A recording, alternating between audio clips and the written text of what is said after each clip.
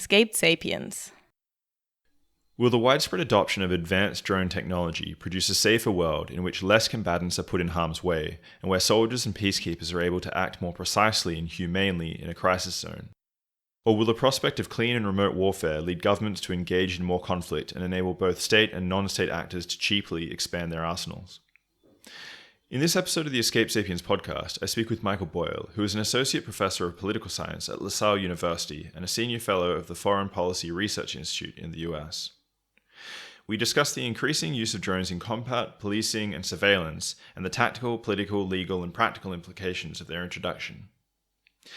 This is one of the more fascinating and insightful conversations I've ever had. I hope you'll enjoy listening to what Michael has to say, and that the conversation will be just as eye-opening for you as it was for me.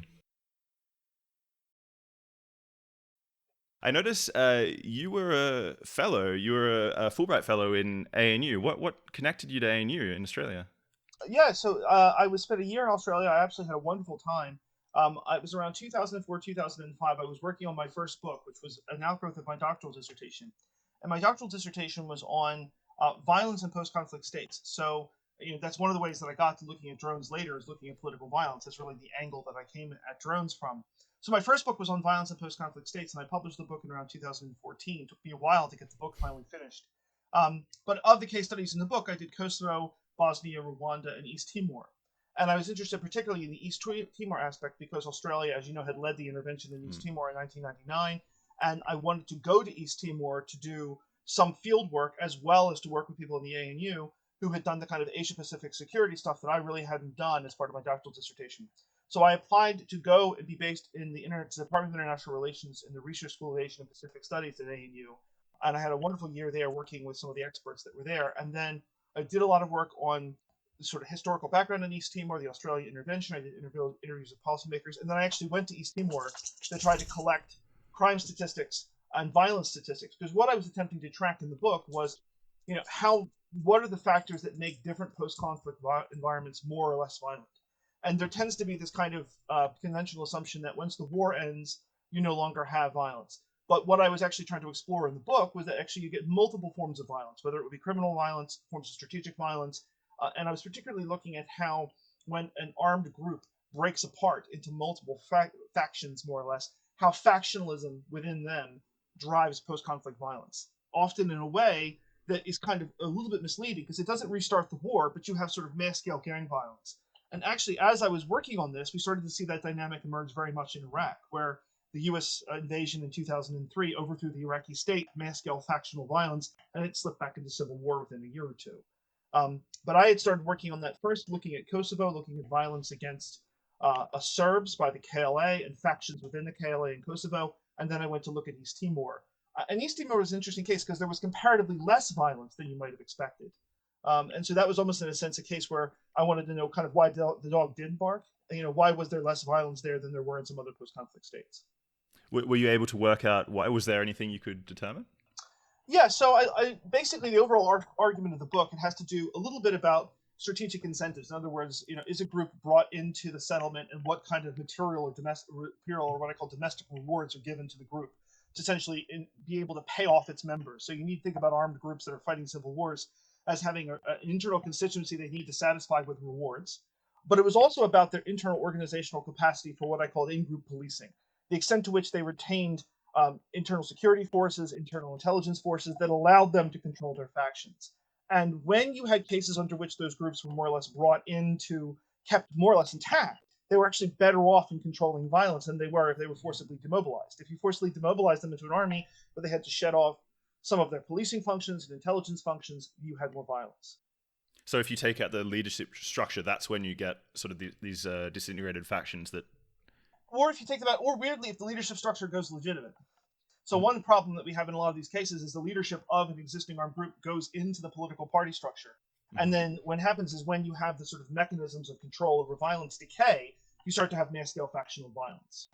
So that really presents an interesting dilemma, right? If the war ends, you think you want to demobilize everybody, but if you rapidly demobilize everybody, you might actually shed the sort of mechanisms of internal control and reward that allow you to control factions within your ranks. And obviously, a lot of this depends on the degree of internal cohesion that the group has initially anyway. And so, when we think about armed groups, we tend to think of them as kind of homogenous. They're all one sort of structure. But in practice, when you actually look at armed groups, you have some that operate like militaries with very strong internal control, and some that have much weaker internal control. And so the variations in the kind of original endowments matter a lot as well. And part of the other story that came out of the book has to do a lot with policing and the degree to which you have a policing strategy that is sensitive to and recognizes forms of political violence. We tended to have this view, at least at that time. I think it's grown a lot since then. That when the war ends, everything that happens after the war is just ordinary criminal violence. That they sort of was a systematic underestimating of the degree of strategic violence that happened after the war. The assumption was, when the war ends, that's it. But if you look at a lot of cases, you see different forms of strategic violence continue for a long time. I often tell American audiences, very much like, look at the violence in the Reconstruction, which has been kind of whitewashed out of American history. But when we saw the end of the American Civil War, there was enormous violence against free blacks at the end of the Reconstruction, and systematic attempts by groups like the Ku Klux Klan to stop blacks from voting. That was what happened in the Reconstruction. We tend to whitewash that out of American history, but that's another example of strategic violence continuing after the war. So was Australia responsible for Reconstruction, and did they do a good job in the cases of East Timor? They did do a good job. So they were not fully responsible for Reconstruction. At the time, there was an Australian-led peacekeeping mission called Interfet. That was an Australian military-run peacekeeping operation. So part of the reason I was in Australia was to work with the security studies people to figure out how that mission operated and what they tried to do. There was also, in parallel, a UN policing operation. So some of what I was doing was collecting UN policing data as well. And that was an interesting case where the UN was trying to set up, both in Kosovo and in East Timor, their own rapid international police forces in order to control violence in post-conflict states. And that was in itself a very interesting problem, because you would have people who were not from that society, who didn't have what I would describe as the kind of local knowledge, didn't have the language, didn't understand, in some cases, the culture, trying to operate a police force under a UN auspices in a post-conflict environment. And so, it was what I was trying to do. When I was in East Timor, I interviewed people that were part of the military service, but also people who were part of the UN, and also people on the ground as well, trying to collect as much statistics as I could. So did you embed in any of the militant groups as part of that, or? No, there was no way to really do that. And to be honest, that's one of the more difficult things. I mean, when you're talking about active post-conflict violence, you're never going to get institutional review board approval to do anything like that. I tried deliberately to avoid that, also in part because there were real issues. I found ethical issues, especially when you work in a post-conflict environment, about interviewing people in militant groups that A, they may incriminate themselves, and B, they may already be victims themselves. And so you have to be very careful about directly dealing with victims, directly getting information that would incriminate individuals. So I tried to deal more at the level of crime statistics, and also interviewing people responsible for the police, and also trying to get a sense from some of the narrative cases that would come out about specific incidents, about the degree of strategic control, which is, again, a really murky thing to be able to figure out. So looking back to I guess after your time, what year were you in East Timor? I was in there I was in 2005. Okay, so then it was afterwards that you were part of Obama's campaign as an advisor. Is that the case in 2007 and 8? Yeah. So, and I was never part of the administration. I was only part of the early campaign structure, and I had a relatively modest role. So I don't want to overstate my importance in this. What I did was, after I finished my PhD, I spent a year as a postdoc, and then I took my first academic job in St. Andrews in Scotland. And then I was invited through a couple of people I knew in DC to participate very early on Senator Obama's campaign in 2007, 2008. And I wound up working on some of the counterterrorism expert group practice sort of policy documents that were there for about 8 or 9 months. But I never joined the administration. So I was not, I don't want to overstate my role here. I was one of the very large campaign structure. But nevertheless, did you have the opportunity to speak to Senator Obama at the time? Not directly, no. That I was part of a very large structure that was not. You don't directly talk to the candidate. Not if you're as low down to the polls I was. Still, it must be interesting to see a little bit how the cogs turn on that side of things. But with regards to your work in drone warfare, well, not that you manufacture drones or anything, but your research into drone warfare, this is a really, really complicated topic, and you could really enter it from basically any direction. I thought what might be a good place to start with is just sort of outlining what's actually happening on the ground today. So, what are the numbers? How normalized are these drone strikes becoming today? Yeah, so I would say that my work on sort of research work on counterterrorism, and also my very limited time on the very early stages of the Obama campaign, was one of the reasons that I got interested in the issue of drone warfare, because by around 2007, 2008, we were seeing um, increasing use of drones for counterterrorism in places like Pakistan and in Yemen and Somalia. It was beginning to grow in sort of 2004, 2005, but it was still relatively low in 2008, 2009, and it really exploded during the Obama administration. And one of the things that was part of the contemporary debate, both sort of on policy circles but also on the academic side, was what's the best way to deal with the problem of someone affiliated with a group like Al Qaeda located in a state where you are not at war. If you are at war, right, if you're actively fighting on the ground, then there's a set of legal restrictions about what you can do, and it's a relatively clearly defined area of operations. But what do you do about a deterritorialized terrorist group that has actors located and actively plotting against the United States in countries where you're not at war? And that's really where you started to see the increase in the use of drones for targeted killing and the increase in the use of drones for warfare itself. And that was part of that debate in 2007, 2008. And it's how I kind of got interested in it, is really looking at it from a kind of counterterrorism vantage point. I think we're very far beyond where that period of time had us. So that period of time had us where drones were predominantly used for counterterrorism. The U.S. was expanding its fleet of Predator and then later Reaper drones. Those are largely for medium altitude, long endurance. In other words, that you can fly them up to 1,000 miles from the actual point of their launch. So you could launch them from somewhere in theater. You could have them patrol over an area. You equip them with Hellfire missiles. And if you found someone that was on a kill list, for example, or if you found someone that was responsible for, or at least allegedly plotting against the United States, that you could simply take them out.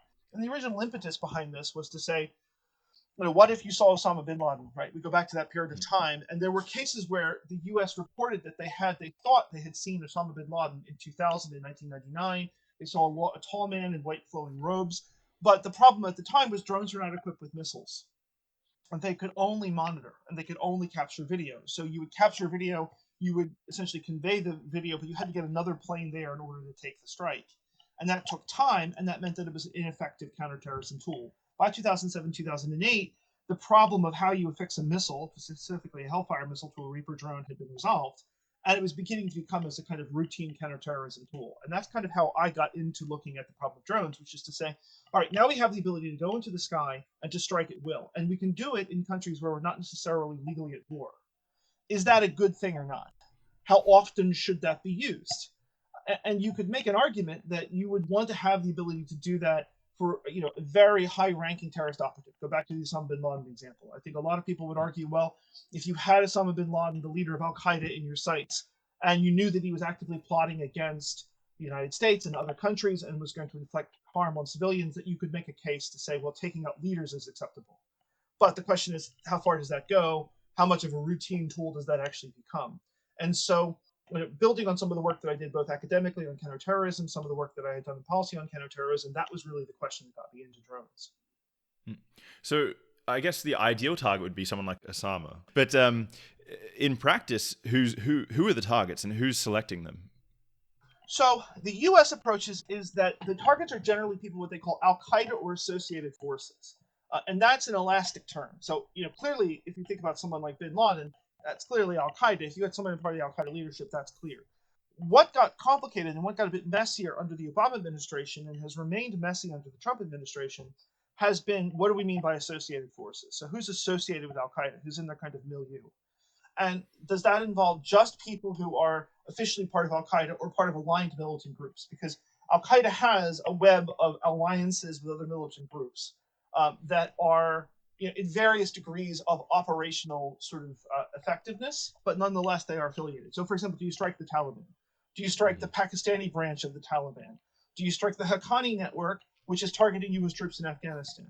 Do you start to attack a group like Boko Haram in Nigeria? What do you do about Somalian groups, for example? Do you start to attack groups in Somalia? So when we start to think about the groups that are affiliated with Al Qaeda, it's very large. And that also includes the Islamic State. To what extent do we say the Islamic State is affiliated with Al Qaeda? Well, in many respects, it grew out of Al Qaeda in Iraq. But the Islamic State actually considers Al Qaeda part of its rivals. And so, is it an associated force? To a degree, it's not. And so when we think about who do we strike, the general answer that has been supplied by American administrations has been Al-Qaeda, the Islamic State, and associated forces. But what we mean by that's a little bit unclear. It's also a little bit unclear about whether you are only striking leaders or you're striking people lower down the food chain. Because, when we think about it, if you have someone like bin Laden at the top of the organization, you can make an argument, okay, well, that's a terrorist leader. But when you go lower and lower into the organization, the person who's supplying weapons, maybe the person who's driving the truck, you get some real questions about whether they're a legitimate combatant. And there are real legal and ethical questions about whether you should be able to target them. So one of the things that begins to happen a little bit with drone warfare has been that you have an expansion of the pool of potential targets. To not just Al-Qaeda, but to a wider array of groups, and then lower down into the organization. So that's one question. In terms of who makes the decisions, each national government is responsible for making the decisions. So much of the early work that I did, and I've done some more beyond this, but much of the early work I did was just on the United States. And that's a case under which the United States itself, specifically within the executive branch, developed a kill list. That's the term they actually use, which is a very Orwellian term if you think about it, of people that they judged as eligible for being killed. Otherwise, in other terms, sometimes called a disposition matrix. Again, very Orwellian. And the idea was that the executive branch would quite literally bring up candidates and say, okay, well, this person is part of Al-Qaeda. We think they're responsible for this attack. Do we have the right to kill them? A decision would be made, and then they would essentially go ahead and kill from entirely within the executive branch. Nothing through the courts, no court cases, and very little legislative oversight. Is this list transparent, or is it sort of secret and on the side? It's not transparent in the sense that there's no right for you or I to know who's on this list. This is entirely done within the national security apparatus of the United States. The CIA maintains a list. The JSOC operates a list outside of the Pentagon. Both different organizations within the U.S. government had essentially different lists for a time, and they would nominate candidates. And they would literally debate the candidates inside the national security bureaucracy of the United States, inside the CIA. It would go up to the president. It was reported in around 2012, 2013 that President Obama himself made the final decision on cases that came up, particularly if they were sort of high-profile cases he made up or controversial cases that were made up. He himself would make up the decision, and then he would give the authorization to kill this person. And once that happened, you would have what was essentially officially called a targeted killing, which is the killing of a terrorist operative outside an area of war. So it's very different if I'm fighting a war on the ground and I have legal rights to fight the war. But a targeted killing occurs when you're in a country where the U.S. is not legally at war, but the U.S. says we are now going to take out this person, and if our drones find this person, we will kill this person. So where does that actually sit legally? I mean, I'm guessing these countries are not very happy with these attacks being... No, and that becomes one of the things that I got really interested in looking at. Aside from the fact that this is the dangers of this being located entirely within the executive branch, right? So the presidency essentially has the right, or people working for the president essentially have the right to declare, okay, we're going to kill this person. That's itself an interesting problem. The legal piece from a domestic context, the legal piece that you get to with this is that, states don't have the right to use force outside countries where they are formally at war. So if you have an actual declaration of war, then you're obliged to follow the laws of war, but you are allowed to use violence on the territory against people who are your enemy. So in this sense, a drone strike in Afghanistan where the U.S. would be legally at war is not really that legally problematic. No one really disputes that. The difference is whether you're using a drone or whether you're using a manned aircraft is essentially a matter of kind of tactical preference. It doesn't mean much. Where it gets more problematic legally is when you're not legally at war. So the United States is not legally at war in Pakistan. It's not legally at war in Yemen. It's not legally at war in Somalia. And yet during the Obama administration and then subsequently in the Trump administration, there were targeted killings in all of those territories. Well, quite obviously, the local governments objected to this, right? Because you have essentially someone else flying drones on your territory. It's a little more complicated than this because there were objections made. There is also a tacit recognition that this is being done with the blessing of the government. So, in the case of Pakistan, for example, there were cases where Pakistan was formally protesting U.S. drone strikes, but allowing U.S. drones to take off from Pakistani airfields. Well, that's very clearly, they kind of wanted to both say, go ahead and take this person out, but we want the right to protest later for political reasons. And so there's a little bit of sort of cynicism that goes on in some of this. But in terms of international law, most states around the world did not recognize the U.S.'s legal right to go ahead and kill people in other countries at will. That is, and if you look at, for example, the UN statements on it, if you look at the judgment of international lawyers, for the most part, they argue the U.S. has no legal right to take these people out in these countries. That you should be only using this form of violence in countries where you're formally legally at war. Outside that, you have to rely on law enforcement or extradition. I hadn't really thought of the political manipulations going on in the background. So if you had an unstable state, it might be to your benefit to have the Americans come and drop some bombs on people and form an external enemy. I'd not thought of that at all. In terms of Pakistan did that a lot. Pakistan knew that the U.S. was engaging in drone strikes. I mean, this was no mystery. There was, at the high end of the U.S. drone strike campaign, we're talking about 100 strikes a year, 115, 120 strikes a year. It's a strike every 3 days. There's no way Pakistan's not aware that every 3 days there's a bomb dropping from a U.S. drone on its territory. It absolutely knew, and it let people take off from Pakistani airfields, because if the U.S. is taking out enemies of the Pakistani government, that it's to their advantage, right? But at the same time, their population doesn't like the idea that the overweening Americans are using drone strikes on their territory. And so there's a very cynical game that goes on there where they formally condemn it and play to the crowd that says, well, of course this is terrible, and of course we object to the U.S. use of drone strikes on our territory. But when the U.S. was taking out people that they wanted taken out, there was a kind of wink and a nod of, well, thank you for doing that. So in terms of targets that are not supposed to be being hit, so when someone is killed who's not a combatant, how do you define a combatant? Is a combatant anyone who's killed in the target area, or actually when the paper trail is following? How do you define that? That's a really good question. So when we're thinking about who defines a combatant, the U.S. has done a lot of work on this side to argue, well, who are they allowed to kill? Who are they not allowed to kill? Officially, the early iteration of this, the Obama administration said, well, if you were between the ages of 1875 and you were a male in the area where we were targeting, we're going to presumptively assume you're a combatant, unless posthumously we're given information that you're not.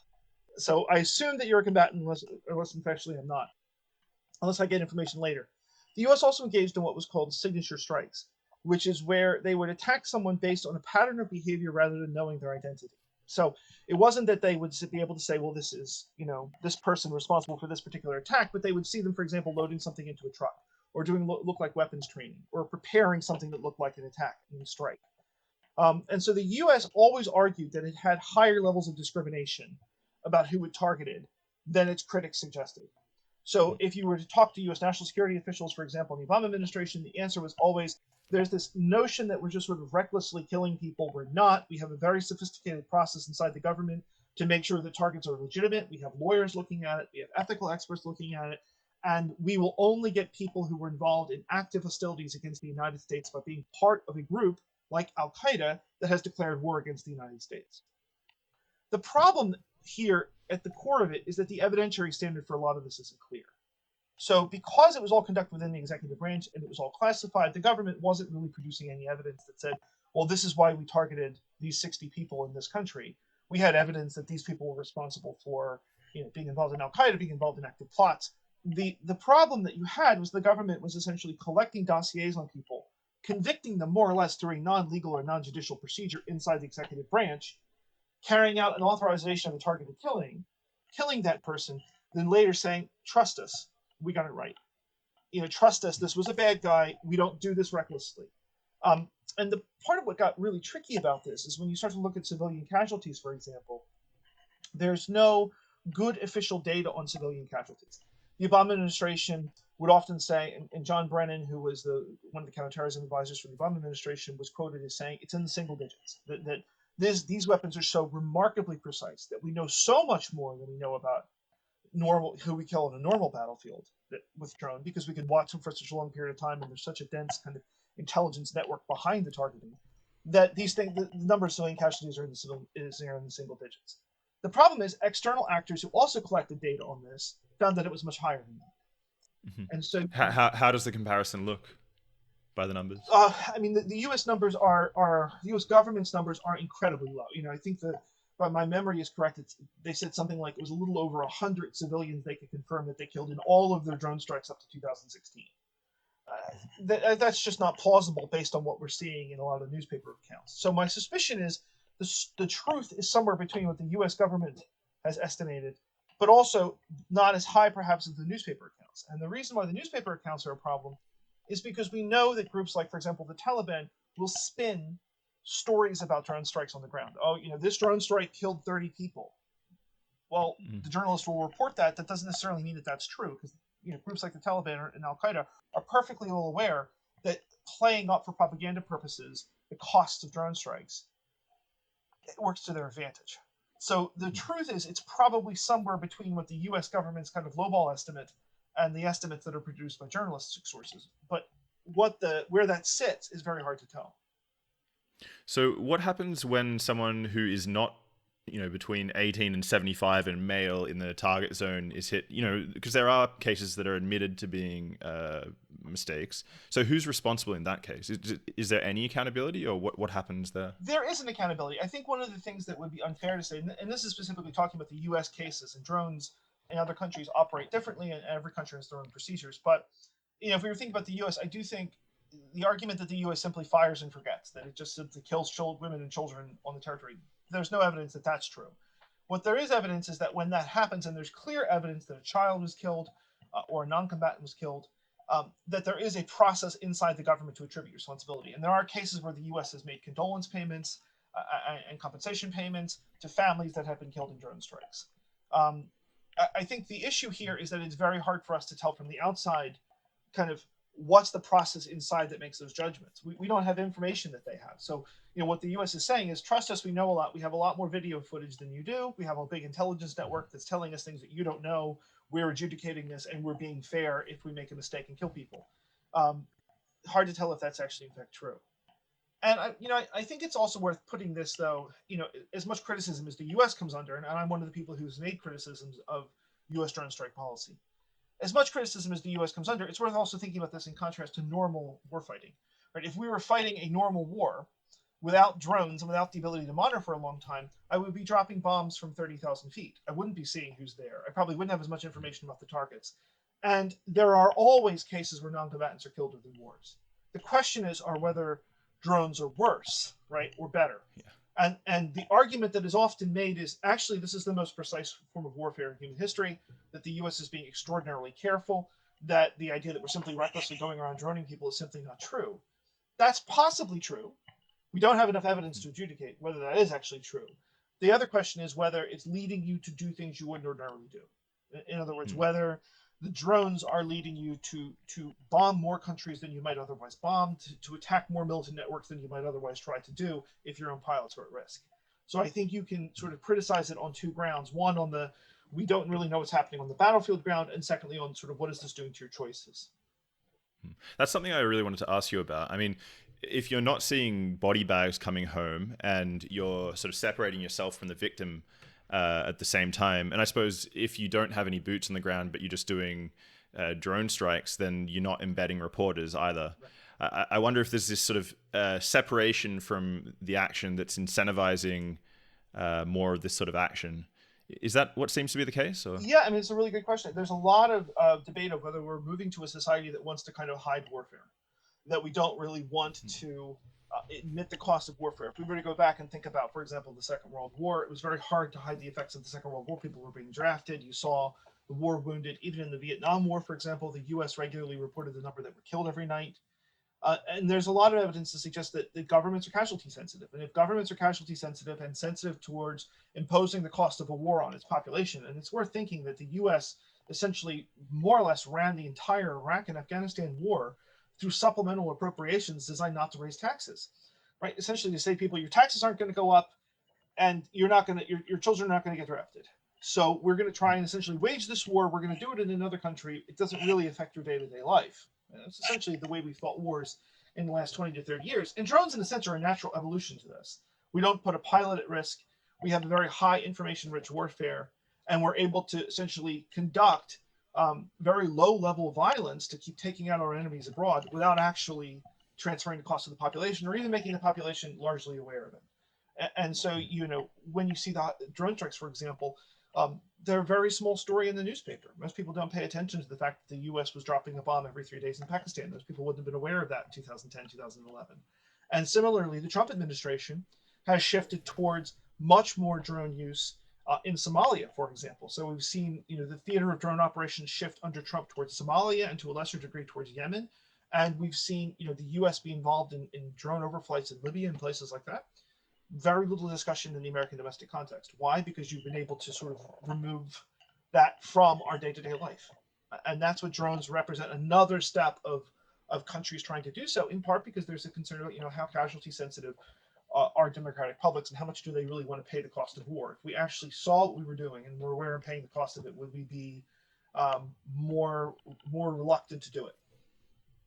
I'm still quite surprised at how quiet we are on this issue, though. I mean, if you remember back I think it was in 4 or 5 years ago in Dallas, the police used a drone to kill a gunman. Mm-hmm. And that was in the news for one day and then disappeared. Do you remember the case that there was a mass shooting of, well, someone ran over a policeman or something like this? Mm-hmm. And that was in the news for one day and just disappeared.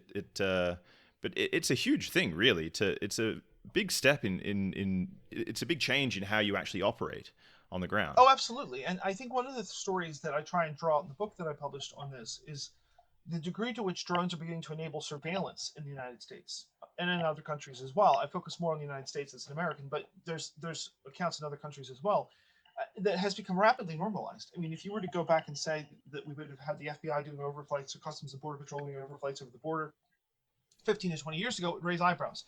Now, today, people sort of accept drones are operating for surveillance purposes. Certainly, the U.S. is engaging in vast military surveillance, is collecting a tremendous amount of data in other theaters around the world. But inside the domestic United States, we've seen drones spread like wildfire through police forces. And there's a lot of good reasons why local police forces would want to have a drone, right? If you think about someone who, let's say a child gets lost in a forest, well, I would want to be able to throw a drone up and be able to find a lost child. And there are cases in hostage situations where someone might have a gun in the building and you're sending the drone around the building to be able to see the person in the building. Well, quite obvious reasons why you'd want to have a drone. So I'm not in any way suggesting all these drones are terrible and that we're moving to some sort of dystopian future. There are reasons for law enforcement to have drones, but it has become kind of normalized and it has become something that we pay much less attention to. And certainly one of the things that it's doing is the more that you're able to see from the sky, the more you're amplifying the coercive power of the state. Right? The more the state can watch you, monitor you, and in some cases coerce you. And that's something that I think is worth thinking about. We've kind of not paid attention to the degree to which drones have become normalized, certainly in domestic context, but also in the international context. In terms of the incentive structures behind drone strikes themselves, are there political motivations that are somehow less obvious that I'm, are there some other less obvious incentives that I'm not seeing on the political side? So one of the less obvious incentives in this is about how difficult it is to prosecute someone. And this is something that if you're thinking about counterterrorism, it's something that always sort of surprises people who don't work in counterterrorism. But if you go back to the early stages of the U.S. war on terror in 2001, 2002, 2003, the Bush administration scooped up a lot of people that they were claimed to be associated with groups like Al-Qaeda and threw them into Guantanamo Bay as an example. And the problem that you have there is that it is remarkably difficult to prosecute someone for counterterrorism offenses. First, if the evidence that you have is often classified. So, I may have information that you're responsible or part of a terrorist group, but I can't reveal classified information in a court proceeding. I also, in some cases, am getting information through sources and methods that I would rather not reveal. I might also get intelligence from a foreign government. That often happens that foreign governments share, and there are real restrictions on their ability to share.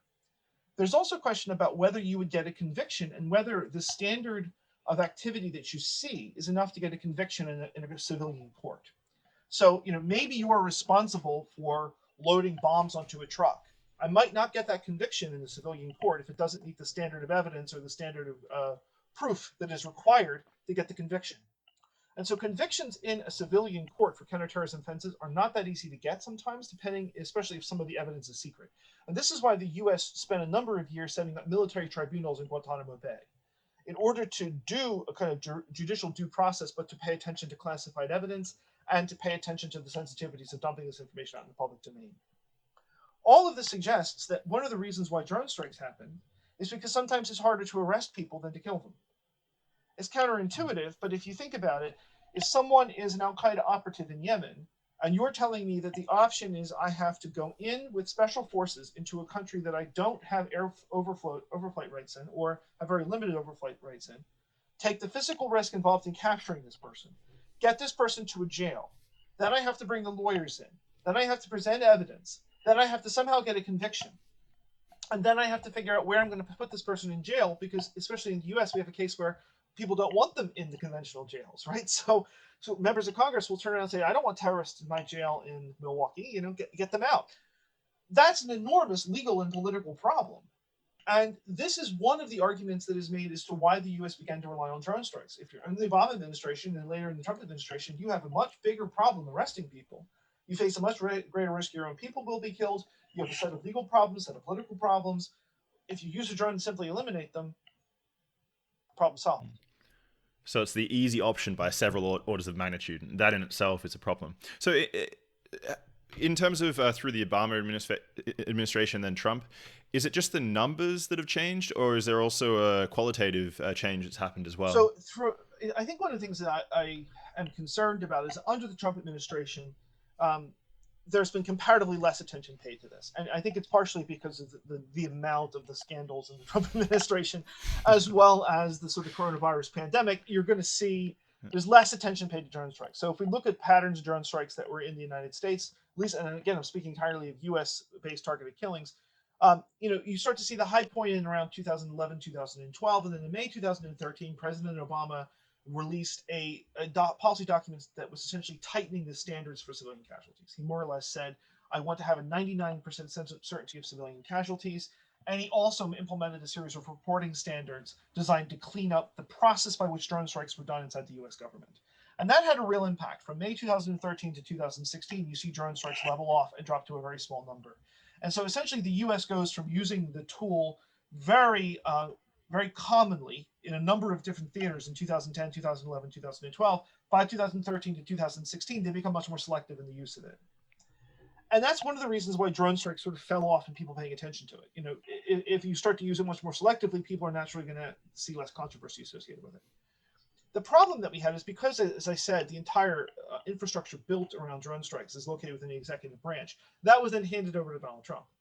And one of the immediate concerns is what would Donald Trump do? Now, the Trump administration was interesting in one respect, which is that it said very little about drones. I mean, even on the campaign trail, the closest you can come to Donald Trump talking about drones is to say something like, well, we're going to kick the hell out of ISIS.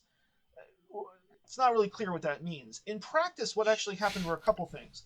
The first was that they ripped up the guidance that said you have to have a very high threshold of certainty that there's no civilian casualties coming.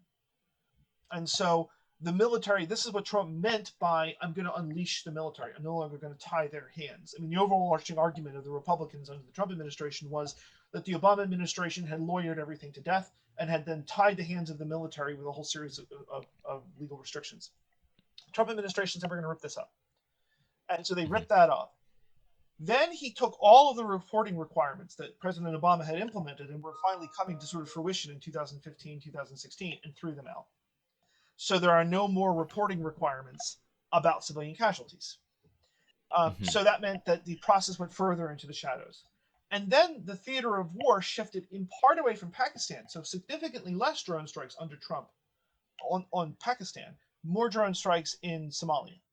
And this was in part because a couple different reasons. One is the theater of conflict and theater of operation shifted. So what you start to see drone strikes moving much more towards sort of North Africa and moving away from Pakistan. And partially also because the U.S. was involved in a peace process in Afghanistan. And drone strikes in Pakistan are directly related to that, because what they were using for the drone strikes in Pakistan was not just Al-Qaeda, but was forces affiliated with the Taliban in Afghanistan. And so in part because of the peace process, in part because of changes in the dynamics of the fighting itself, and in part because sort of the locus of the threat shifted much more towards places like Yemen and Somalia, you started to see drone strikes in different areas than you did under the Obama administration. I think the chief problem here is that we have absolutely no idea what the Trump administration really did with drone strikes. There's no disclosure at all. So there's no data at all that was produced. If you asked, can you give me an absolute number of the number of drone strikes that the Trump administration launched? Not really. You can find public accounting of this, or independent groups that have collected data on it, but nothing verified by the government, and no way for us to tell that the independent data is correct. Can you find records on ordnance usage or? You can. This is one of the things that makes it very tricky at the moment. So the question is how data on drones are reported. So the Air Force, the U.S. Air Force, for example, in Afghanistan, reports data on ordnance and reports data on flights, but not whether they are manned flights or drone flights. Right. So sometimes what you get that comes out of the U.S. military bureaucracy is a very large aggregate amount of data that is hard for you to tell how much it's drones, how much it's manned airstrikes. Now, the argument in favor of this is to say, does it really matter whether it's drones or airstrikes? Because if we're talking about something that's used in if we're talking about something that's used in Afghanistan, again, if you're legally at war, it doesn't really matter whether it's someone in the plane or someone in the drone. When you're talking outside those theaters where the data is much more scarce, it might matter, right? That might be important. Do you have any, or is there any policy projection for the Biden administration? The Biden administration has, again, seen very, very little. I mean, one of the things that's interesting to me, at least, is that drones have become so normalized that we've almost in a sense stopped talking about them. We treat them as, well, of course there'll be drone strikes. They've said relatively little about it. They've had no official policy statement, nothing that I have seen that has talked about drones. My suspicion is that they will revert to the second half of the Obama administration's, the second term Obama administration's policy. They'll re-implement most of the guidelines that were put in place, which will basically mean that the U.S. continues to engage in drone strikes, but it does so much more selectively, and probably with a higher set of standard of evidence and a higher degree of certainty against civilian casualties. Now, you can argue, is that an improvement? Certainly over the Trump administration. I'd be much more worried about ripping up the standards on civilian casualties and pushing it all into the shadows than I would about having very high standards on civilian casualties and making sure that it's being done to so relatively high standard. But it's still going to continue as a practice. I mean, the practice of targeted killing is something that the U.S. is not going to give up. And I think at this point, if we're talking about nearly 20 years of it, I don't see a situation where the U.S. says, oh, we're going to put that genie back in the bottle. We're no longer going to engage in targeted killings. We're probably going to live in a world under which more and more governments do it. And we have evidence that that's already happening, that other governments have said, well, if the U.S. can do targeted killing, why can't we? That's something I wanted to ask you about in a second. But before jumping into that can of worms, I wanted to ask a little bit about just on the human side of things. Are the pilots who are piloting these drones getting PTSD and things like this, or are they sort of separated enough that this isn't an issue for them? It's a really good question. So there's a lot of debate over this question. There are some studies that suggest that pilots get PTSD at a greater level than other pilots do, drone pilots do. Mm-hmm. And the argument for this is that, if you think about the way that drone strikes occur, especially in a U.S. context, the pilots might be following the targets for days on end. And you get a degree of intimacy and familiarity with it. So there are drone pilots who report saying, well, I see the guy kiss his kids in the morning and get his morning breakfast, and then I have to go kill them 2 hours later. Now you put that in contrast to someone who's flying 30,000 feet up, who presses a button and drops a bomb and never sees the person on the ground. The other thing is that the U.S. drone pilots are also required to stay around the area of the strike. So this isn't a case under which you simply drop a bomb and then the drone flies away. In fact, actually, the drones tend to circle over the strike, see who comes to the strike. They see the ambulance pick up the person. They might see the person bleed out. They might see the person in a lot of pain. They might see the person's family come to the site where they were struck. That is, you see some pretty horrible things as associated with it. And so there are some studies that suggest that drone pilots themselves actually have a higher rate of PTSD. There's long hours of boredom where you're simply watching things on the ground, and then you're asked to commit violence, and you see quite intimately the suffering that goes on that's associated with it. And there are drone pilots that have come out and said, I have to dissent from this kind of warfare and this kind of military practice because I've seen the effect of this up front, and it's kind of horrifying.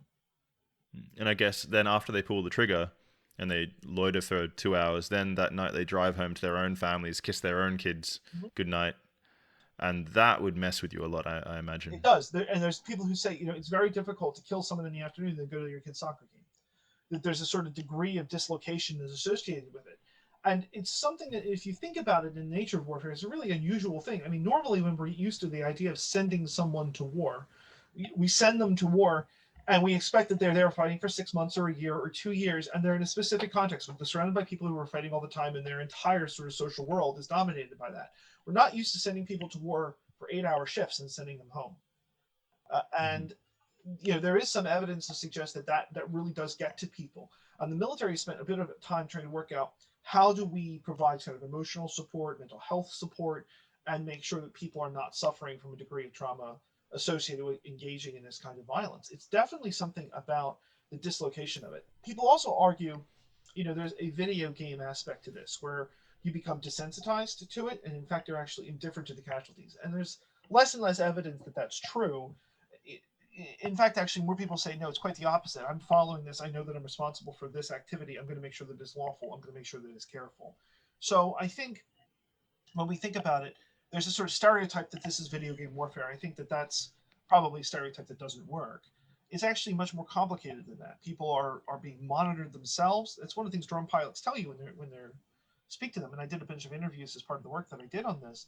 They say that people always think that we're just recklessly killing people, but in fact, actually, our activities are being monitored by other people who are watching our video screen. If I go do something on the video screen that I'm not supposed to do, everyone sees it. So you're not reckless. In fact, you're being monitored, and you're monitoring the ground. You have long hours of exhaustion and then short moments of horror. So this might actually be the first time in history that combatants watch the other combatants' lives. I mean, individually. Even if you think back to when we were fighting with swords and shields, you would have formed up in lines or however it was done back then, but you never would have seen the personal lives of your enemies.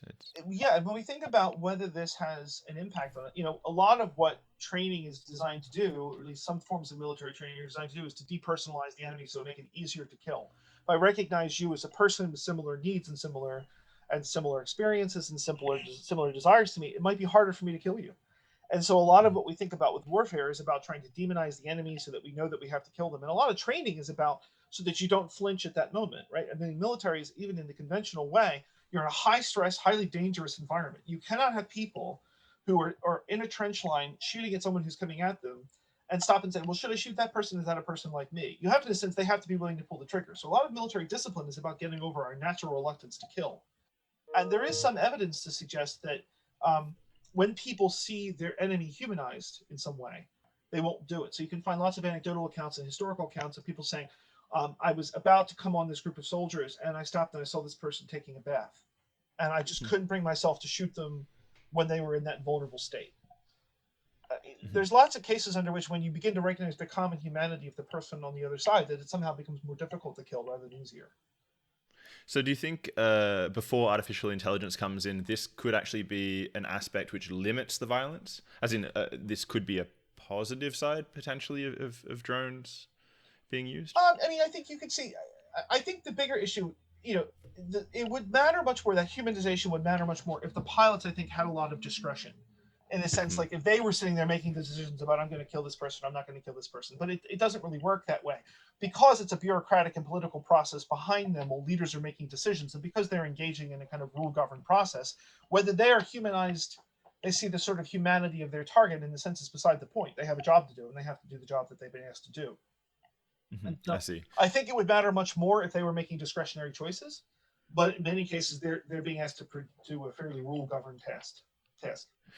Okay, so what about the other side then? If you're someone living in one of these zones that's being targeted, what's happening to the civilians that are on the ground? What's the impact there in terms of PTSD and other impacts? It's a great question. So there's a lot of debate over what is the impact of drones on the lives of civilians. So you can find there was a Stanford NYU report that came out that talked about the kind of terror of living under drones that people in environments in, for example, the Fatah in Pakistan, they're looking up and they're hearing a drone above them. They live in constant anticipatory anxiety that the drone is going to strike them, that they're afraid to send children to school. They might be afraid to attend a funeral, and that it's projecting fear onto the population. And some very early work on this said, drones have an enormous psychological consequence on people on the ground. Now, the problem is it's very difficult to measure that, right? When you think about this from a social scientific vantage point, getting reliable data on this is not that easy to do. Sometimes you can't get public opinion data. It's hard to interview people. There's all sorts of reasons why they would overrepresent some views or underrepresent some views. So getting good data on what people really think about drones is not easy to do. Some of the studies that have gotten data on that have said that it's a bit more mixed picture. Because on the one hand, there's the anticipatory anxiety of U.S. drones. They're flying over. There's also the sense that you're powerless under another country's, aircraft that has the ability to strike you. On the other hand, if the U.S. is taking out terrorists in your neighborhood that have been terrorizing you and have maybe been harming you, harming your family, shaking you down for protection money or so on, that you might actually be relieved. And so the public opinion data is a little bit mixed on this. There have been studies that have said, no, this really does have a kind of negative psychological impact on people on the ground, and we have to be careful about whether this is producing fear and changing patterns of behavior. Others have argued and said, actually, no, that there is some evidence where if they're certain the drones are taking out bad guys, in a sense, they're relieved, right? And there's also variations based on all of the things that you would expect. So, we find that, for example, urban populations have different views on it than rural populations. And How does that break down?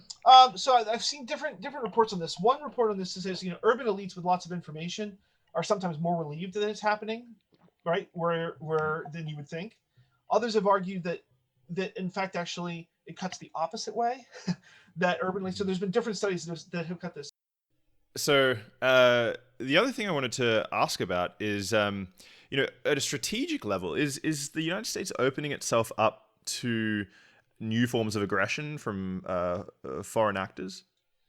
Yeah, so one of the things that is true generally about drone strikes is that, we've talked a lot about the U.S. context of this, where the U.S. had exclusive rights on drones and had sort of a lead on drones. Not exclusive rights, it's the wrong way to phrase it, but it had a technological and political lead on drones that allowed it to do a lot more than other countries would do. That's changing. I mean, that era that we lived in from 2000 to 2010, that's completely gone.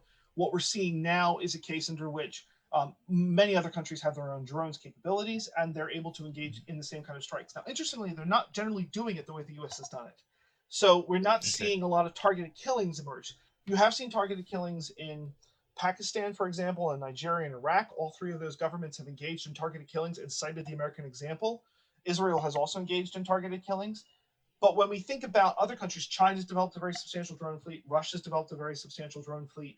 And they're beginning to use it in very different ways than the U.S. has used it. So the initial advantage that the U.S. had in drones, that it was the sole country that had an enormous fleet of drones, and that it had just such an incredible lead in the technology, that is shrinking as more and more countries have it. Is it still in the lead, or? It's still in the lead. I mean, the U.S. still has more drones, and it has, I would argue, better quality drones than a lot of its competitors. But more expensive, I suppose. Much more expensive, and this is why the U.S. tends to export less. The U.S. tends to export a lot less than other countries. Are they allowed? Do they restrict their exports for other reasons, as in security reasons? Yeah, the U.S. actually has fairly restrictive export rules on when it will sell drone technology. You would think that it would be, with the largest market and the size of the American defense industry, that it would be selling drones constantly. But in fact, that's actually not true. That what it generally has done is sold to NATO allies, and it has sold to very close military allies. But it is very reluctant to transfer the technology outside of that pool. And the U.S. under the Obama administration had fairly high export restrictions, partially because it was covered under a number of export control regimes, but partially also for concerns over human rights. The idea is that it didn't want to transfer drone technologies to countries that might abuse human rights. And so the U.S. has which is ironic in some way, right? Yeah. The U.S. is engaging in targeted killing in getting attacked on its own human rights record, while at the same time being careful about exporting the technology so that other people can do it. But what in practice that did was it left a space for other countries to fill the export market. And so one of the biggest exporters in the world is Israel. Israel will export to a lot of different countries. China has also jumped into that market, and now increasingly Turkey has jumped into that market. And so those are really the biggest exporters in the world. And a lot of those countries have taken advantage of the demand that exists from countries that cannot get it from the U.S. You mentioned that there are different use cases now coming from Turkey and these various other powers. How does that look? So they're actually doing very, very different kinds of drones than the U.S. is used to. So when we go back and think about our model and the way we've talked about drones for the last bunch of years, it's very much focused on targeted killing. It's very much focused on Predator and Reaper drones. It's very much focused on the sort of high-end military drones. What we've seen both from China and from Turkey has been selling lower altitude drones that are designed to enable ground warfare. And so we've seen drones that are used for target spotting, for example, to get other countries, other governments, or other enemies to reveal their positions, or just for intelligence packages. I mean, a lot of drones, we talk a lot about targeted killing, but a lot of drone usage is just for intelligence, reconnaissance, and surveillance. And that has been a big change in the way that combat has begun to emerge, as we've seen in Nagorno-Karabakh. We've seen Turkish drones being used by Azerbaijan to target Armenian tanks and provide a really decisive edge on the battlefield. And that, So what was the difference there in that conflict?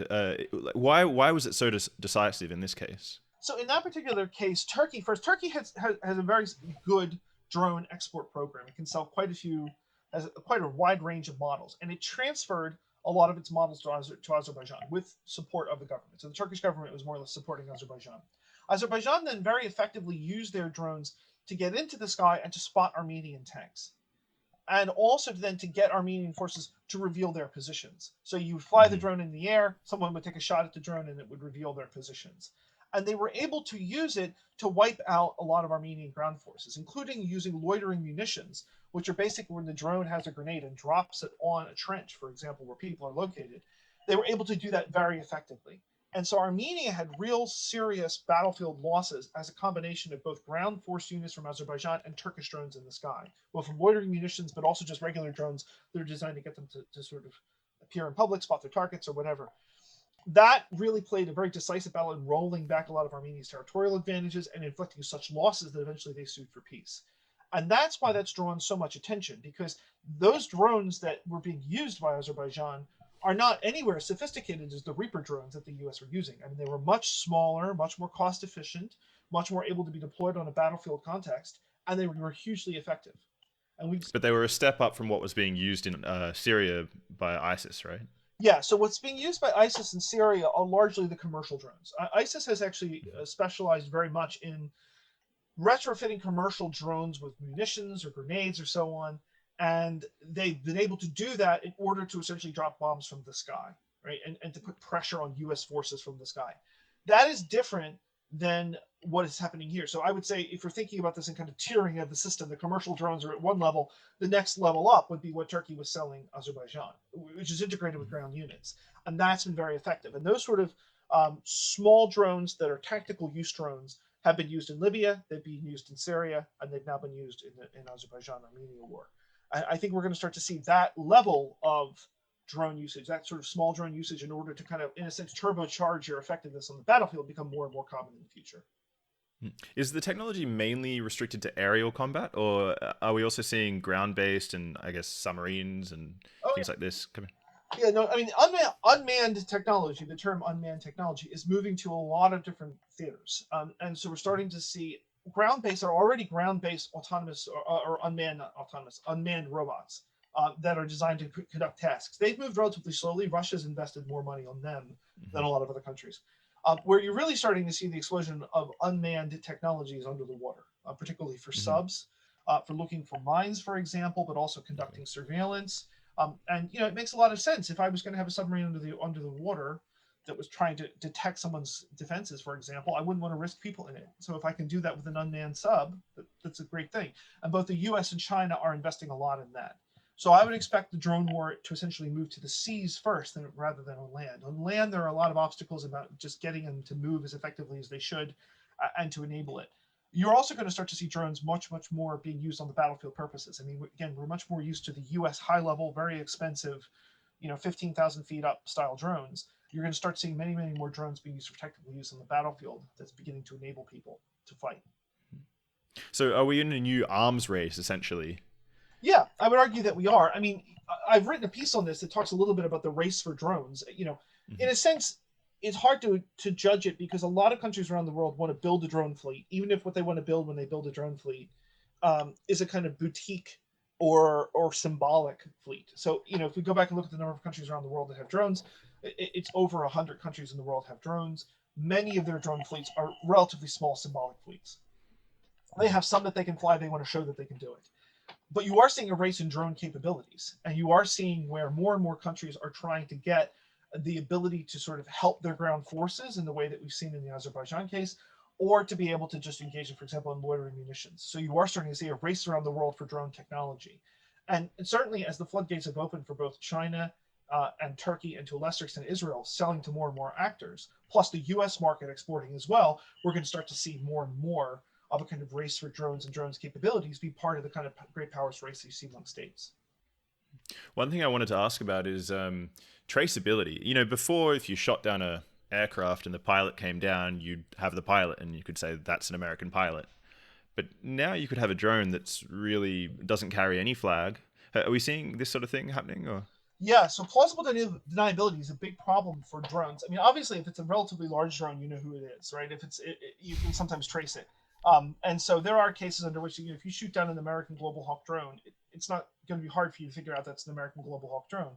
Um, where you are getting in cases of this is where you're having very small mobile drones that are used to enable an attack. So you go back to the Saudi Aramco attack, where it was alleged that Houthi rebels from Iran launched an attack on Saudi oil facilities, knocked out 5% of the oil supply. Well, that was a combined drone and also cruise missile attack. And that's an interesting case where essentially the attack happened. Houthi rebels that were based in Yemen claimed responsibility for it. And it later came out that Iran had supplied drones and that Iran had coordinated and been responsible for launching the attack. And that's a case under which we can see how people can engage in kind of plausible deniability. It wasn't my drone, wasn't responsible for doing so. Oh, look, you can't really prove it's mine, can you? So bigger end drones, higher end drones, high altitude drones, very hard for you to obscure who's responsible for them. The smaller and smaller your drones, certainly the closer they are to the commercial market, the more you have the opportunity for plausible deniability. And there are still cases under which there are drone attacks that we're really not sure who was responsible for them. There was a case in Syria where Russian forces reported being attacked by a drone swarm, and they alleged a number of different parties that they thought were responsible, particularly local groups on the ground. They denied responsibility for it. There were allegations that it was coordinated by Turkey or allegations it was coordinated by another government. Again, not clear what actually happened there. But we're starting to see much more murkiness around attribution of drones. The smaller and smaller they are, and the bigger they get, the more and more they get in people's hands.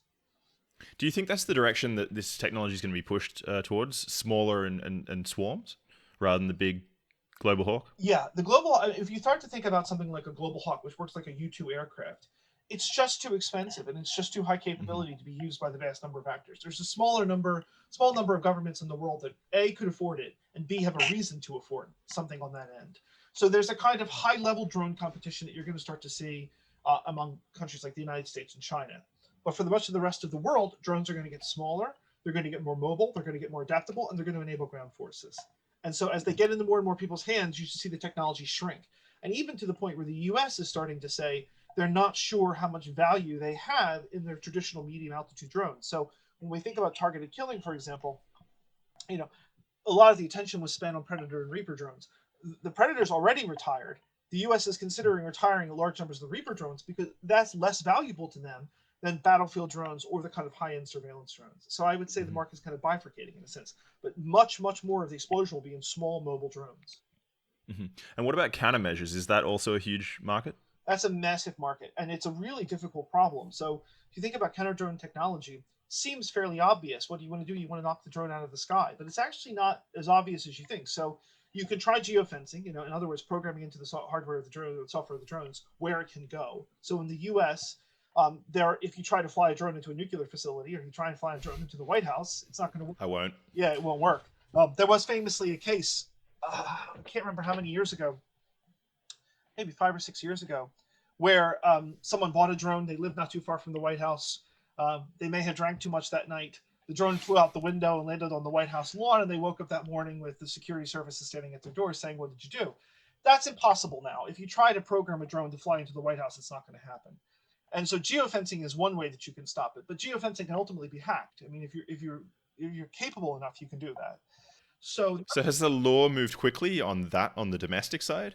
Yes, the law has moved very quickly on to enable that, and a number of the companies have tried to engage and authorize geofencing because they recognize they're not going to be able to sell to a domestic market. So if you're a company like DJI, which is one of the biggest drone exporters in the world, they know they're not going to be able to sell in the United States if they can program a drone to fly into the White House or into a nuclear facility. So they'll build that into the firmware of the drone to make it very hard for you to be able to do so. Now, obviously, if you're someone with more technological skills than I have, you could probably hack into that and change that.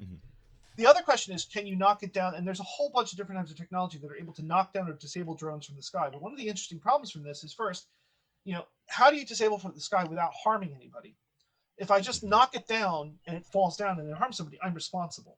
So this is actually a much larger question. There's a big question about, can we somehow ease it down? Can I capture control of it? Can I neutralize it from the air? How do I find ways to disable drones without producing harm? And until fairly recently, I think about a year or two ago, there were legal restrictions on the ability of U.S. law enforcement to shoot things down in the air. So in the U.S. context, you are not allowed to just shoot an aircraft down. That's under the control of federal airspace, and it's a crime to shoot an aircraft down. Well, because of the way drones were being classified, it was a crime to shoot a drone down. So you had the bizarre position where police officers were saying, I don't know if I have the legal right to shoot that drone down. Now Yeah. that's been clarified. The federal government has articulated that if you have law enforcement responsibilities, you can shoot the drone down. I suppose the size of the drone also matters, right? That's right. Yeah, the size of the drone. I mean, if you're talking about a small commercial drone, the kind that you would buy at a normal electronics store, that's one thing. If you're talking about a much more sophisticated drone, sort of military edge drone, it's going to be much harder to do. But there's an enormous market for counter drone technology, and find ways to disable these drones and bring them down relatively safely. And this is particularly a concern for governments because we're starting to see the first kind of glimmer of drone-based assassinations. So we've started to see cases under which, for example, Venezuelan President Nicolas Maduro, there was an attempted assassination attempt with him with drones, where drones were packed with explosives and flown very quickly to him as he was standing on a platform. I suppose there was this Iranian general as well. That's right. Now that's a case under which I would argue that's a little bit different in the sense that that was a U.S. authorized strike. So that's a U.S. military conducted strike. Now you could make an argument, and I have made this argument in a different context, that it's dangerous to do that. That if we start getting into the world where, well, I take out your bad guy and I take out your military general and you take out my chief of intelligence or something, that's not the world that you want to live in. So there's a normative argument to not do that. And that's why most people who study this said that, the attack on Soleimani, for example, was an unnecessarily provocative attack that was going to lead to consequential attacks down the line. So there's that question. That's a military-based assassination. And that is something that, again, is showing the kind of norms are slipping. Like, traditionally, it's illegal under international law to assassinate people. We then created a category called targeted killing. We were able to kill people part of the terrorist operatives. Now we're moving to killing people as part of governments, right? That's where we're going to see the slippage. So what was the outcome? Sorry, I wasn't aware of this case in Venezuela. What was the outcome there? Well, he wasn't ultimately killed. They were able to shoot down some of the drones. Well, essentially what happened was that he was giving a speech. Venezuelan President Nicolas Maduro was giving a speech. I talk a little bit about it in the book. And suddenly he's in a relatively crowded city square, and a number of drones start to approach him.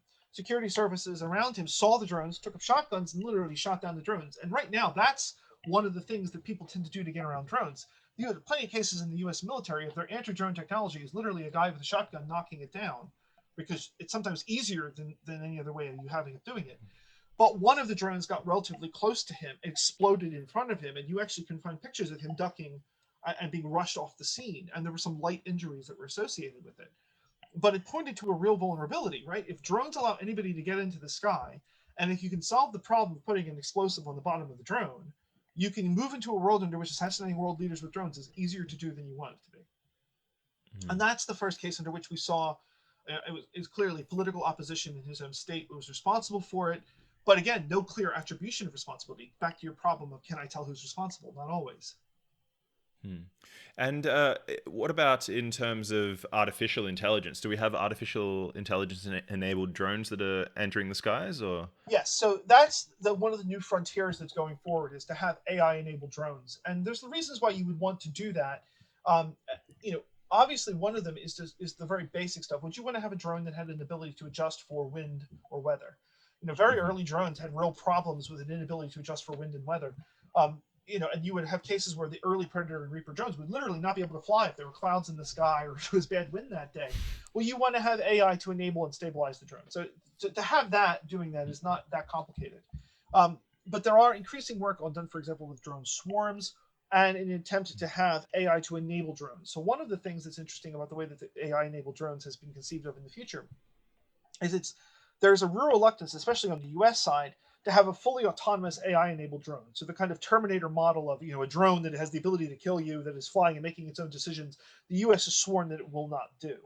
What you will more likely see is artificial intelligence being used to scan through the vast amount of data that are produced by the drones.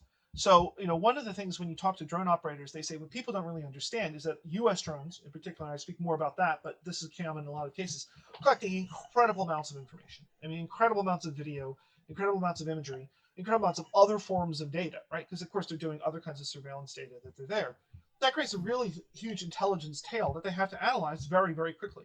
And could you use AI in a way to quickly help you analyze the data that you're getting and to make more efficient decisions? And certainly, if you're in a time-sensitive environment, you want AI to help you do it. So my suspicion is when we talk about AI with drones, that at least in the short run, the idea that we're going to have an autonomous drone making decisions about who lives and who dies is kind of in the realm of science fiction. What you're more likely to see is the government investing on AI in the back end to help make decisions much more quickly. Right? The thing I worry about, though, is that if you are in an arms race, you may need to win that arms race. Keep giving more and more and more responsibility across to the AI, Yeah. just because it might be able to work faster or for whatever reason. And it's through that sort of pathway that I imagine us getting into a state where these become completely autonomous. Yeah, and I think that's a real concern that we've got, because when we think about, you know, way that the U.S. has talked about it, if you have a lead in AI and other countries don't have it, then you won't be walked into a scenario where you have to grant the drones the more ability to do things than they would ordinarily do. But we know we're not in that world. I mean, we know that China's putting enormous investments in AI, for example, and China's investing tremendous amounts in swarm drones that are designed to overwhelm U.S. defenses. At a certain point, if Russia and China and a lot of countries with very deep pockets on their military spending are investing in AI, you may get walked into a situation where you have to enable your own country to use AI in a different way than you were planning to do so in order just to keep up. So the AI arms race may take us in directions that we're not already anticipating. Or right now we're saying, well, of course we would never do that, and in 10 years we might, right? So that's where I think there is a real concern that this arms race, not just in drones, not just in sort of racing to get more and more capable drones, but how AI runs alongside that and may change the kind of drones that we have and the things that we think we're going to do with drones. I think that's a real problem. So are we seeing, I guess, between Armenia and Azerbaijan, this was an example, but are we seeing a shift in power between nations, which is then leading to conflict, whereas otherwise it would have been quite stable and peaceful? We haven't seen it lead to a shift in power. Like, I would not argue that drones themselves have themselves produced a power shift, because power is driven by so many other factors. That's not just drones themselves. I think what I'm more concerned about, and I've raised this in the book that I wrote about it, is that the idea that drones will be inserted into conflict zones that are already a bit fraught. So we already have conflict zones around the world. Think, the DMZ in North Korea, the line of control between India and Pakistan. Think the South China Sea between the United States and China. Already areas where there are two states kind of eyeing each other for different reasons, maybe eyeing a piece of territory or eyeing a piece of water that they think is important. And I think my concern here is that when you start to insert drones into them, how does that change the dynamic? So, for example, we tend to have, in terms of deterrence, a kind of set of tacit bargains that are about, well, I will do this and you will do that, and neither of us will violate our implicit tacit bargains. How do drones change that? So maybe I wouldn't be willing to fly over your territory if I had a manned aircraft. But maybe if I have a drone, I'm willing to take a shot. Because what happens? I just lose a drone at the end of the day anyway. And it's also not clear from a kind of normative vantage point that governments react to drones going down in the same way they react to manned aircraft. Like, we've seen plenty of cases where drones get knocked out of the sky and governments tend to shrug and react very differently than they do with drones, with manned aircraft being knocked down where someone's actually been killed. And given that, a government could rationally calculate and say, well, it's not going to cost me as much, there's no pilot, and it's very unlikely that they're going to go to war if I do it. So I'm going to send a drone into this territory and try and rattle them. We have plenty of cases of this where North Korea is flying drones over the DMZ, and people are, both India and Pakistan are looking at the use of drones to monitor the line of control in Pakistan. And then when you look at something like the South China Sea, the U.S. and China sending drones past each other, right? I mean, these are cases under which you could think about how countries might become more risk-taking in a conflict zone as a function of having unmanned technology. And so what you're saying in some sense is that the steps into conflict are becoming more shallow. Yeah, that's a good way to describe it. And that you might just be willing to alter the menu of the things that you're willing to do just a little bit because you have less risk because you're not going to lose a pilot. And then the question becomes, if we set a new tacit bargain, so let's say, you and I are opposing states, we both get drones. We might be able to set a new tacit bargain that says, you fly your drones this way, I fly my drones this way. We can kind of buzz each other, but both of us accept that there's a limit. Neither of us are willing to start shooting if one of our drones gets knocked down. You could reset a tacit bargain that way, and it could work very effectively. Alternatively, you may not reset a tacit bargain, and it may be the case that you think it's a real provocation, but I don't. So you start shooting first, right? Tacit bargains are really tricky to set up because we have to kind of tacitly agree on what the rules of something are. And when they break down and when you introduce a new technology to them, there's all sorts of chances for miscalculation, misperception, accidents, conflict spirals, and so on.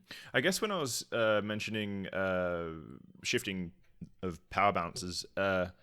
These days, the bigger your population is, that's sort of one of the things that you look at when you look at a nation's power. How many people do they have that they can throw into a conflict? Are we going to have a situation where these old metrics are completely out the window and we just have, who has the best manufacturing or who's the most wealthy, or, are we going to just see new metrics coming into play? I think we will. And I think the traditional ways that we've measured power, population, for example, number of tanks that you have, I'm not convinced they're great metrics for the use of power in the world today. I mean, you could make an argument that we could simply measure power in the world by counting the number of nuclear weapons that you have. But that doesn't account for states that, for example, have no nuclear weapons but have substantial international influence. Think, for example, Germany and Japan. Both of them are serious players. Neither of them have nuclear weapons. And so the traditional mode that political science at least use to count and measure a state's power, how many tanks do you have, how many people do you have, how strong is your economy, I don't really think really works. I think you could make an argument that it might be more technological capability, it might be more the ability to influence. Sort of, you could even make an argument it has sort of global media influence, social media influence, and so on. The ability to set the terms of a debate. There's a lot of different things you could argue. Production capability, all those different things that you could use that measure a state's power. And so I think the traditional military metrics don't quite work. Mm-hmm. I guess I'm also sort of worried about power being handed over to non-state actors, in the sense that these days the United States government may outsource manufacture of some new aircraft to some company, and of course that company may produce the aircraft, but at the end of the day you need to sit a U.S. Air Force pilot inside of it. Right.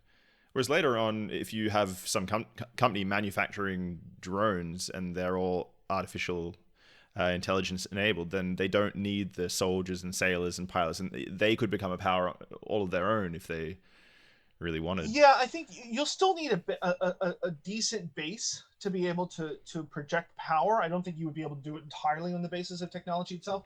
I think you could be in a situation, though, where you could project substantially more military power with fewer people, which might be a real substantial advantage, right? If you have the technology. So think of the technology less as a replacement and more as a kind of turbocharged enabler.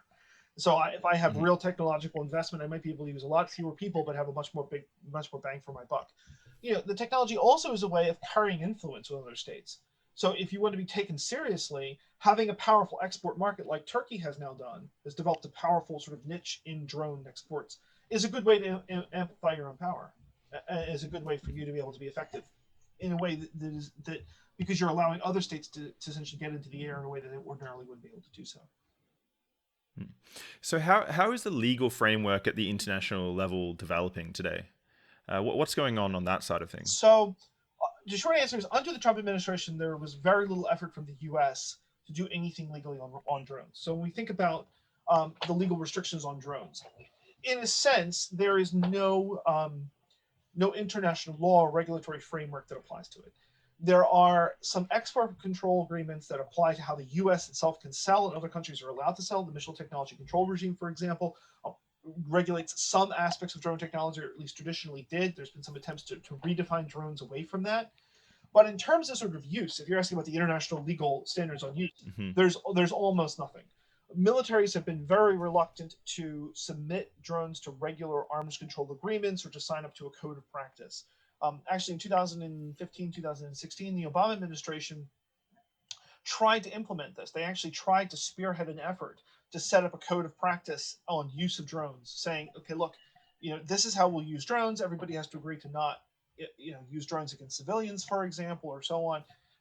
And they attempted to set up a code of practice that was designed to do so. And the problem is it fell apart with the Trump administration. And by that point, the Obama administration was already a lame duck. They were already going out of office. There was not a lot of reason to say yes to them, right? And so the U.S. efforts that were made very early on really failed. Also, in part because people said, well, listen, to the Obama administration, you guys took advantage of drone technology for all these years, used it in the way that you wanted to use it. Now suddenly you want a code of practice that restrains how everybody else can use it. In a sense, it's very hard to convince people to follow the U.S. to do so. At the UN level, there have been calls for an international code of practice or a regulatory framework for it. But in a sense, it's so heavily guarded by competitive militaries like the US and China, and they're dominating so much of the market, that with both of them eyeing each other warily, with no leadership on the US side because of Trump, nothing happened. So there really isn't an international legal framework on the use and sale of drones. So when America was ahead, they wanted to take advantage of that, and they sort of, in some sense, missed the boat when it comes to. I mean, It's a bit of a shame, actually. it is. I mean, essentially, when they had a real advantage in 2010, 2011, 2012, they were saying, no, we're using this for counterterrorism purposes. They were denying most of the claims that were made against them about the use of targeted killings, and they were essentially denying any kind of international legal jurisdiction is the wrong word for it, but any kind of international legal entree into that particular issue area. By 2015, 2016, when drones were diffusing around the rest of the world, and they wanted to do it, in a sense, the horse had already left the barn. There was no real reason to say yes to the US. They had used it for all that period of time and squandered the opportunity that they had.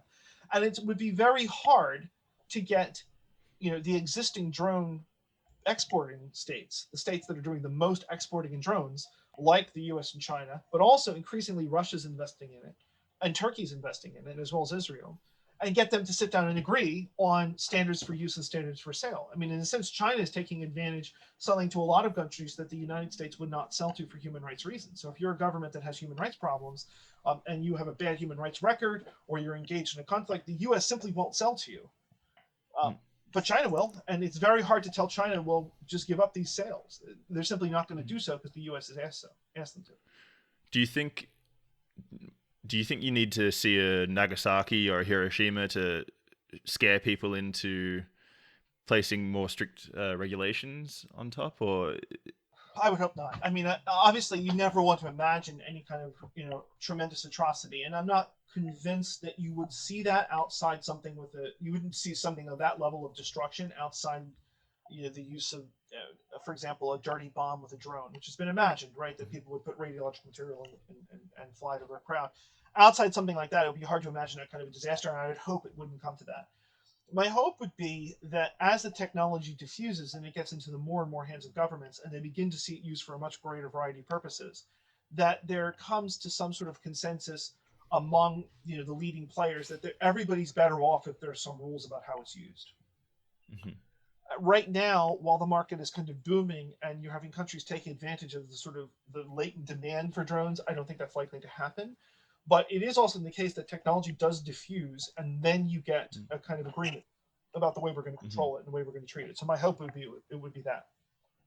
So outside of your hope, if you were going to make another prediction, do you think this is a sort of technology that's going to head in the direction of sort of MAD, or is it going to be complete democracy? It sounds like you're going towards that there's going to be complete democratization, and then it's just going to be another aspect that we have to deal with in international relations. My instinct is that it's going to be democratization. And I've argued that I think that's actually one of the things that people don't really understand when they talk about drones.